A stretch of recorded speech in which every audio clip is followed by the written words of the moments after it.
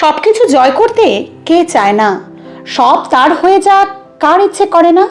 সবার আগে চলে যেতে কে চায় না বলো তো? কে চায় না যে তার কাছে ভর্তি টাকা থাকুক? কে মনে প্রাণে খুব করে চায় না যে তাকে সবাই সম্মান করুক? কে চায় না যে দুনিয়াতে তার নাম হোক? কিন্তু সবাই কি তা করতে পারে? না, করতে পারে না। চলো এক্সাম্পল দিই। যেমন এই ভিডিওটা 100 জন লোক মনে করো দেখবে, যাদের আমি 5টা এমন রুলস বলবো যেটা ফলো করে তুমি এই সব কিছু হাসিল করতে পারবে।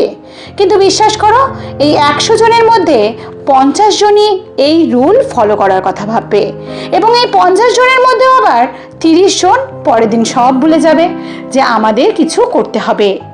আবার এর মধ্যে 20 জন 20 দিন এই রুলসগুলো ফলো করে ভুলে যাবে।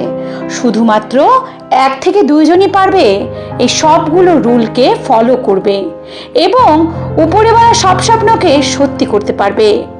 এখন তোমাদের সামনে আমার একটা প্রশ্ন, তুমি কি তোমার সামনে তোমার জীবনকে বদলাতে দেখতে চাও?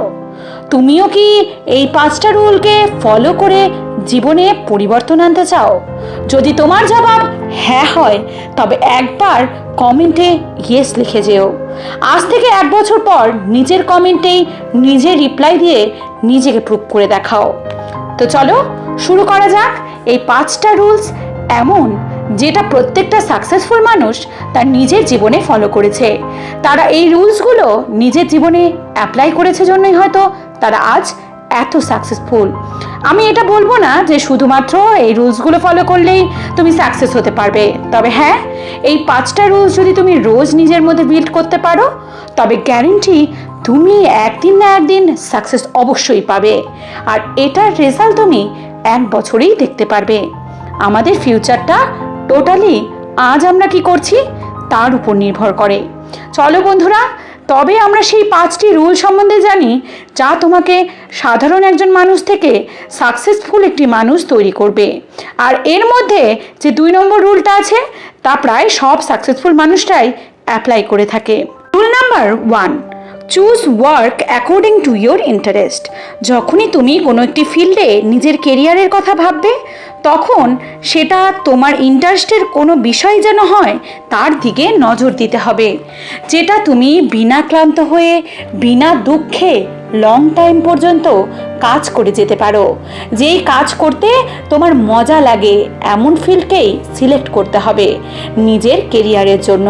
আমি এটা বলতে চাচ্ছি যে যেই ফিল্ডেই তুমি যাচ্ছ সেটা করতে যেন তুমি টায়ার্ড না হও, বরং ইন্টারেস্ট ও ফান নিয়ে করতে পারো। যদি সেই কাজটা করে পয়সা প্রথমে ইনকাম নাও হয়, তবুও যেন লং টাইম অবধি কাজটা করার জন্য তোমার ধৈর্য থাকে। যে কোনো ফিল্ডেই সাকসেস পাওয়া এত সহজ ব্যাপার নয়, তাই যদি তোমার ইন্টারেস্টের বিষয় সেই কাজটা না হয়, তবে কিছু সময় পরই তুমি ডিমোটিভেট হয়ে কাজটি ছেড়ে দেবে।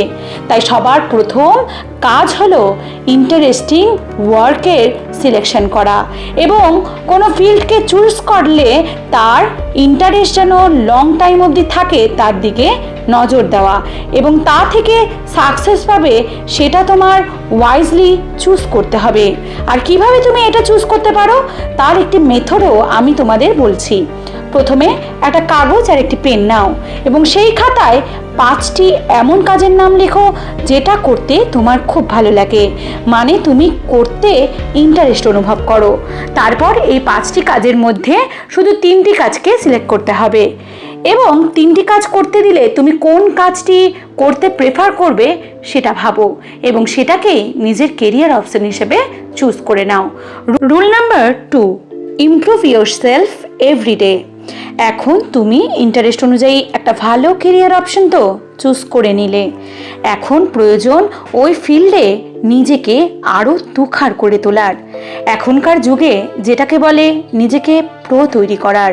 প্রতিদিন নতুন কিছু শিখতে হবে, নতুন করে নিজেকে আপডেট করতে হবে, নয়তো এখনকার যুগে তুমি তোমার কম্পিটিটরসদের থেকে টিকতেই পারবে না। এখন একে ওকে টেক্কা দিয়ে এগিয়ে যেতে ব্যস্ত। তুমি যদি নিজের ফিল্ডে আলাদা একটা জায়গা করতে চাও, আলাদা পরিচিতি করতে চাও, তবে বন্ধুরা তোমাকে রোজ সেই কাজের জন্য নতুন কিছু শিখতে হবে, নতুন কিছু জানতে হবে, নিজেকে আরও আরও অনেক বেশি বেটার করতে হবে। এইটা করতে পারলেই তুমি তোমার কেরিয়ারে শাইন করতে পারবে। এই রুল কিন্তু এলন মাস্কও ফলো করে। আজ কিন্তু এই মানুষটার কাছে কিছুর কমতি নেই, কারণ উনি সাকসেসের টপে বসে আছে, কিন্তু তবুও তিনি রোজ নিজের ফিল্ডে নতুন কিছু শেখেন, নতুন কিছু গড়তে শেখেন, নতুন কিছুভাবে নিজেকে বেটার করতে পারেন। যেখানে সাধারণ মানুষ 12 থেকে 14 ঘন্টা কাজ করে হাঁপিয়ে যায়, সেখানে এলন মাস্ক এত বড় লোক হওয়া সত্ত্বেও 16 থেকে 18 ঘন্টা কাজ করে। তিনি এত ঘন্টা কাজ করে নিজের ফিল্ডে টপ হবার জন্য। তাই তুমি যতই জিনিয়াস হও না কেন, রোজ তোমাকে নিজেকে আপডেট করে যেতেই হবে, তবেই তুমি একদিন এরকম সাকসেস হতে পারবে। Rule number 3, think positive. তুমি যেই ফিল্ডেরই হও না কেন, স্টুডেন্টই হও অথবা ওয়ার্কিংই হও, প্রত্যেকেরই কিন্তু এই একটা স্কিল ডেভেলপ করা অতি প্রয়োজন। সেটা হলো পজিটিভ থিঙ্কিং স্কিল। আমি আমার পাশাপাশি অনেক মানুষকে দেখেছি যারা সাকসেস পাবার জন্য খুব খেটেছে, খুব লড়েছে, কিন্তু কোনো ভালো আউটকাম তাড়াতাড়ি না আসার জন্য তারা ডিমোটিভেট হয়ে কাজটি করা ছেড়ে দিয়েছে। তারা ডিমোটিভেট হয়ে নিজে থেকেই হার মেনে নিয়েছে। কিন্তু তোমাকে এটা করলে চলবে না, কারণ বন্ধুরা, ভালো কোনো রেজাল্ট আসতে একটু টাইম লাগে। শুধু তোমাকে পজিটিভ মেন্টালিটি নিয়ে নিষ্ঠার সাথে কাজ করে যেতে হবে। তুমি যতই কঠিন পরিস্থিতির মোকাবিলা করো না কেন, তোমাকে শুধু একটা জিনিস মনে রাখতে হবে, ডিমোটিভেট হয়ে হেরে না গিয়ে পজিটিভিটি নিয়ে পরিস্থিতির সাথে লড়তে হবে। খারাপ পরিস্থিতিতে লোকে সাহায্য করবে না, বরং হাসাহাসি করবে। তাই সেই সময় নিজেকে পজিটিভ রাখলেই তুমি জীবন যুদ্ধে অনেকটা জিতে গেলে। তাই সব সময় পজিটিভ থিঙ্কিং নিয়ে এগিয়ে যেতে থাকো। Rule number 4, consistency. যখন আমরা কোনো কাজ শুরু করি তখন আমরা খুব জোশ নিয়ে শুরু করি, কিন্তু কিছুদিন পর সেই জোশ গায়েব হয়ে যায়। ল্যাথার্জি, খামখেয়ালিপনা করে আমরা আমাদের কাজকে আর 100% দিই না। আমরা মেহনত তো করি, কিন্তু সেই কাজটা করার ফ্লো হারিয়ে ফেলি। আর যতক্ষণ তুমি তোমার কাজটা ফ্লো সহকারে করতে না পারবে, ততক্ষণ তুমি সাকসেস হতে পারবে না। তাই যদিও অল্প করো, তবে রোজ করো। নিজের কাজে একটা ফ্লো তৈরি করো। দেখবে রোজ অল্প অল্প করে রোজ কাজ করার অভ্যাস করলে, কোনোদিন মিস করলে তোমার ব্রেনই তোমাকে বলবে, ইস, আজ কাজটা করলাম না, যাই করি গিয়ে। সময় নষ্ট করার সময় তোমার মন বলবে যে ইস, এই সময় আমি যদি ইম্পর্টেন্ট কাজটা করতাম তাহলে অনেক বেশি ভালো হতো। তাই নিজে অলওয়েজ কনসিস্টেন্সি মেনটেন করে কাজ করো। Rule number 5, never give up. কখনো হার মানবে না। এই রুলটি খুবই বেশি ইম্পর্টেন্ট সাকসেস পাবার জন্য। এটা আমি তোমাদের গভীরভাবে একটু বোঝাই। যেমন প্রথমে যখন আমরা কোনো কাজ শুরু করি, সেই কাজে জোশ থাকে, পরে আস্তে আস্তে বোর হয়ে যায়। তখন আমরা সেই কাজ থেকে কিছু ইনকাম করি না এবং ডিমোটিভেট হয়ে কাজটা ছেড়ে দিই। এটাই হলো হার মেনে নেওয়া। কিন্তু এটা আমাদের করাই যাবে না। মনে রাখতে হবে, যে কোনো কিছুতে সাকসেস পাওয়ার একটি নির্দিষ্ট পরিমাণ এফোর্ট দেওয়ার পরই পাওয়া যায় এবং তারপরে একটি ভালো আউটপুট আসা সম্ভব। কিন্তু আমাদের সেই ধৈর্যটাই থাকে না। মনে হয় ধুর, হচ্ছেই না, অন্যরা এগিয়ে যাচ্ছে, আমরা এই কাজটাই ব্যর্থ, তার থেকে বরং অন্য কাজ করলে হয়তো ভালো রেজাল্ট পেতাম। এটা হলো গিভ আপ অ্যাটিটিউড, যেটা আমাদের গোল অ্যাচিভ করতে বাধা দেয়। আমাদের কখনোই গিভ আপ করা যাবে না। মনে রাখবে, গিভ আপ তারাই করে যারা কিচ্ছু করতে পারে না, কিছু করার ক্ষমতা নেই যাদের মধ্যে।